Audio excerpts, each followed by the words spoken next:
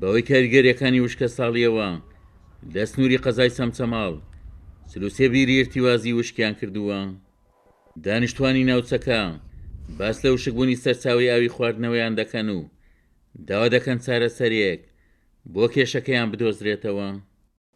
ماوەی چەند ساڵێ لەمەوە بە 10 بیر ئاومان بۆ ئەنێرێ، ئێستا لەو 10 بیرە 4 بیری شەکە، 4 بیرەکەش ئاوی زۆر دابەزێ، ئاویان زۆر زەعیفە. لە شەوڕۆ ڕۆژێکە جاران 4 نقل ئاومانە نات، ئێستا شەو ڕۆژێ نقڵێ ئاوە نێرین.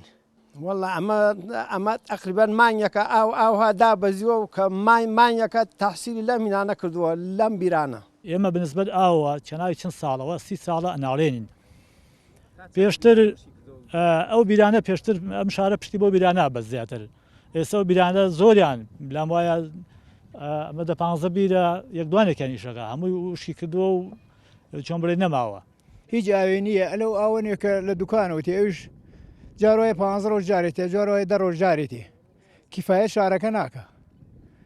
نەوەڵات جارۆ هەیە 10 ڕۆژ 15 ڕۆژ کەڕەتێ ئەومان وەدی. هەر زۆر داواکارین کە ئەو ئاوەی گۆبتەمەمان بۆ بێ. لە بنەڕەتدا قەزای سەمسەماڵ کێشەی کەماوی هەیە.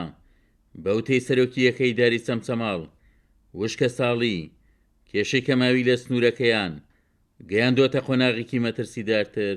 ئومێد دەکەم حکوومەتی هەرێمی کوردستان زۆر بەجددی بێتە سەرخەت بۆ چارەسەرکردنی گرفتی ئاو. ئەوێژ لە ئێستادا بەکرێگرتنی تەنکەرە و سیستەمی تەنکەرین بگەڕێنەوە و بەپەلە ئەو ئاوەی کە لە تاسوجەوە بۆ ئێمە دێ زیاد بکرێت و ئەو ئاوەی کە لە پرۆژەی بەناو کە ناسراوە بە ئەحمەد ئیسماعیل زیاد بکرێت، چونکە لێرەوە ڕای دەگەێنم ئێمە ئەمڕۆ 43 بیری ئرتیوازیمان لە سنووری ناحێ شۆڕش و لە سنووری ناحەی تێکچێ و چەمسەماڵ بەم سێ شوێنە 43 بیرمان وشتی کردو. ئەوەش کاریگەری ڕاستەوخۆی گاندنی ئاوی هەیە بە ماڵان.